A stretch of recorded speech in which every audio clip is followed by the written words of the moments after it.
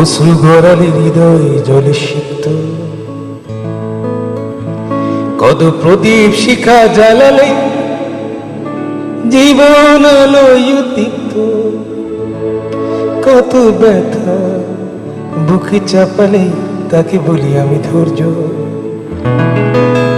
নির্মমতা কত দূর হলে জাতি হবে নির্লজ্জ।